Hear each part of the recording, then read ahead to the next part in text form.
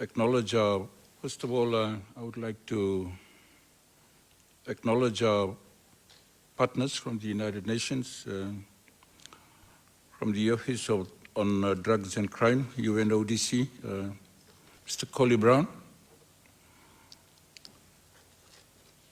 Also, I would like to acknowledge today the presence of a few prominent people in the House, Secretary General of the Fiji Council of Churches, Pastor Tungi, Your Grace, the Archbishop of Suva, Peter Lloyd Chong, the Director of Public Prosecution. I believe the CEO of the Fijian Rua is also in the House today. Communications Fiji Limited,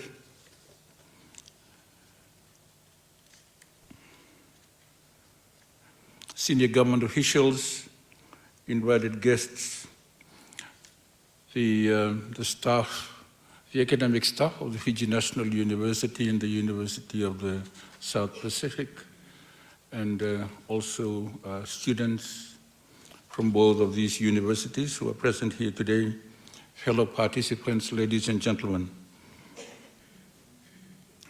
It is indeed an honor and a privilege for me to be present here to officiate at the opening of the National Talanoa session on responding to illicit drugs in Fiji.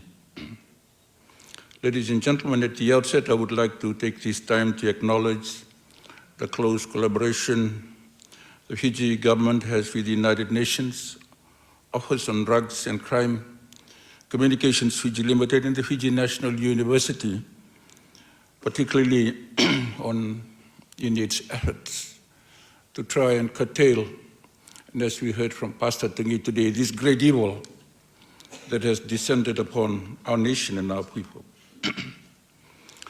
I wish to take this opportunity as well to thank all our international partners and participating agencies that are present here today. From the Fijian government, civil society organization, NGOs, religious institutions, and other relevant stakeholders on this important event. In that regard, I would like to make a special mention today of Drugs-Free World Fiji, and I think Kalis is in the house as well, and everyone who's affiliated with that organization who has done a lot of work, particularly in trying to think up ideas in which to deal with this problem that is currently in our presence. I had a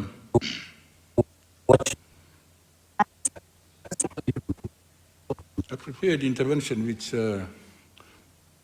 my staff had asked me to read out today, but I think I'll set that aside and I'll just talk for a fair bit. I'm told I'm actually live, so I better be careful about what I say. First, I want to start with I was watching a movie during one of these flights that I traveling between two cities, and this is fairly recently. I think I was on a trip to Japan, on a South Pacific Defense Ministers meeting in Tokyo recently. And I was watching this movie on Qantas. Forgotten the name of the movie now. But one of the words, one of the lines that one of the characters actually told another is something that I actually picked it up and I had to rewind it because I thought at some point I would have to use that line. So I cannot attribute it to the movie and the character because I've completely lost it now, I don't know. But I kind of caught the phrase and I thought I'd share it with you. So the setting of this was that this older guy was taking this young kid who was a student at a university way back in the 1940s, and I think this was in Spain. And he was showing him through this museum of artifacts. And And they came across this particular piece of art that is like quite revealing. And that art, as part of all the other pieces of art that were there depicting history, this guy, the older guy, who is the lecturer actually, he told the student, so this is a place of history. So this kid was trying to rationalize what he was seeing in front of him and tried to comprehend what it meant to him. So he said, the lines that he said something like this, like, history is not only a study of the past. It is an explanation for the present. So I repeat that. He said, history is not only the study of the past, but an explanation of the present. And I would like to begin with that, because we have on our lap a problem, a challenge that concerns every member of our society, and I'm talking about every member, every person that lives in Fiji today, irrespective of which group or community that you belong to. The problem collectively belongs to us. Now, this problem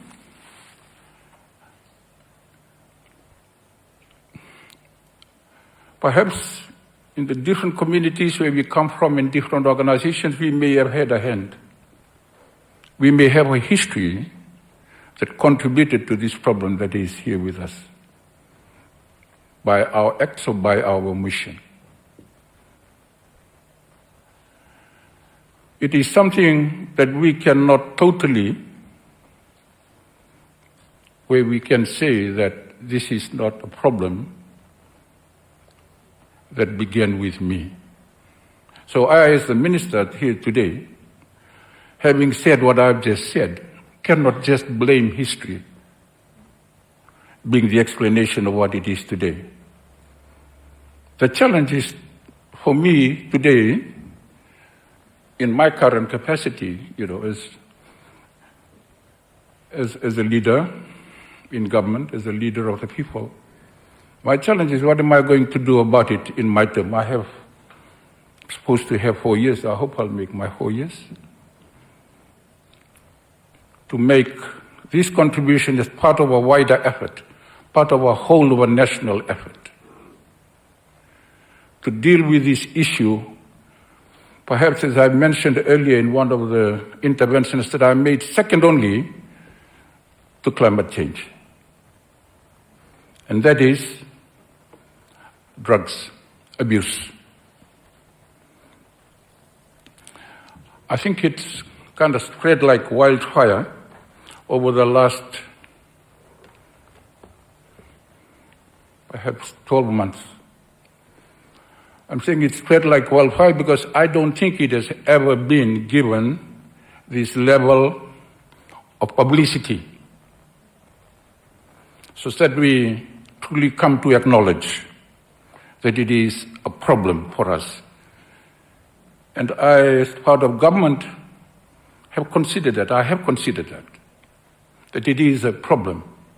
I have acknowledged it as something where government and my ministry, being responsible for law and order and security, do not have all of the solutions for this. Because the problem, as I said earlier, belongs to all of us.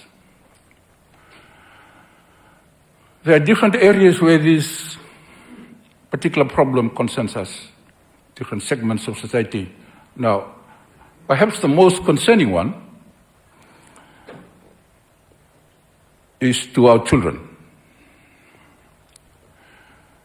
Children in their own different levels of innocence, who do not necessarily know exactly what they are embarking upon when they try to and they start to use drug everywhere. For whatever reason that may be. There can be so many reasons why students take drugs, why students go and sell drugs, why students do deal in drugs. But the reality is this problem with drugs, with our children, be that they are in primary level education, secondary level, tertiary, affects their lives in many different ways, and in turn affects our society. So they would perhaps be the most vulnerable in this regard, as I would perhaps consider it to be. Because I suppose we all know, as mature adults, and for government, the legal age is 18. So anyone who's below 18 is a child, is a juvenile. You're not supposed to be able to make your own free choices for yourself. So after 18, you are considered an adult. But it is this bracket of people, from as early as when they attend school till when they turn 18, is where I believe right now the most vulnerable category of our population. And it's actually quite sickening. It's quite sickening to learn that Fijians, not only Fijians, but those who have influence of our children, use these children to do drugs. Now, of course, there are a segment outside of that, and that is actually quite complex, and much of our discussions today will center around that. But maybe in this forum, I leave this forum with the question is, why are our children doing drugs? Why are they doing drugs? I remember last week we had a discussion, and I asked His Grace, the Archbishop of Suva and Kalesi, to come to my office. Because the government of Fiji has just complete drafting our anti-narcotic strategy, which we hope to publish in July. So it talks about all the good things we know, in terms of the pillars that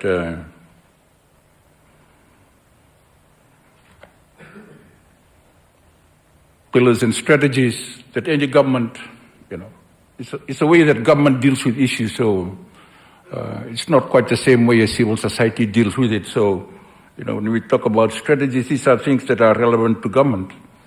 But one thing government understands that this is not a problem alone that government can deal with. So part of this narcotic strategy I had discussed with them includes, for instance, strategic area 1 concerns the demand reduction and availability of controlled substance. Strategic area 2, supply reduction and alternative developments. Strategic area 3 is harm reduction. 4, legal reform. 5, data collection, analysis and information sharing. 6, establishment of a narcotic court. And 7, partnership, coordination and international cooperation. And those are the 7 strategic areas that government is looking at to be able to deal with this particular drug issue, or manage it, I suppose that's the word, because I think we all acknowledge that this is something that we may not be able to wholly eradicate as much as we would like to, because much of this is actually controlled by things and places outside of our own country.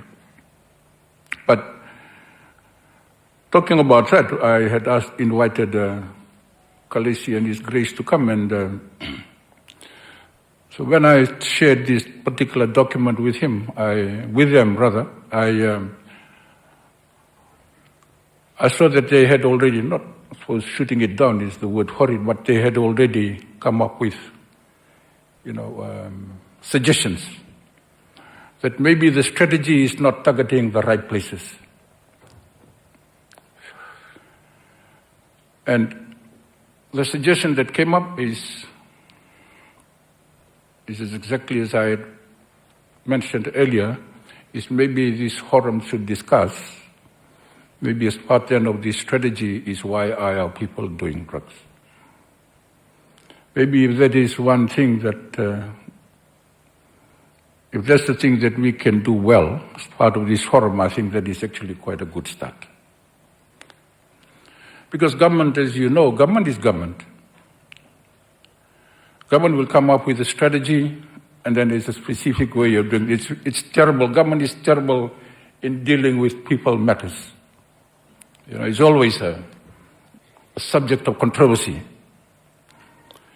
It's dealing with issues that are really, really, contentious, and trying to understand, because political ideologies usually supersede everything else. But I acknowledge the fact that if we cannot address the concerns as is raised why people do drugs, then I suppose everything else that we think up as possible solutions and strategies may be of little use. So I would ask today that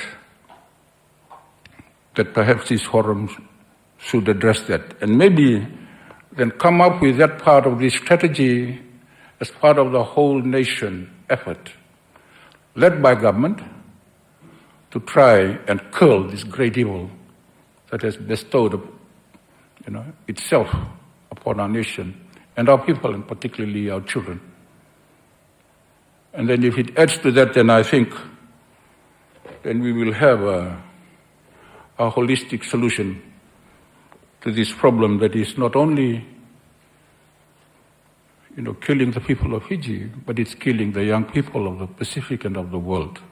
And as such, we have a responsibility to ask ourselves, why? Government is ready to listen, and I would like to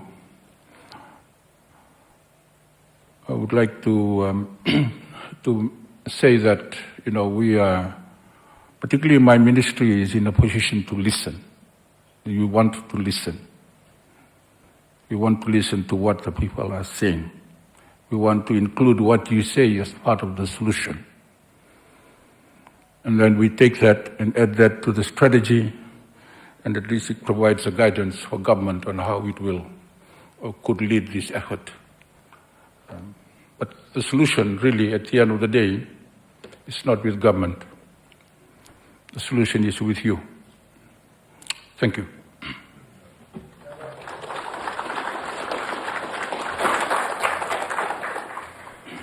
Honorable Minister, sir, for your remarks, I believe that is set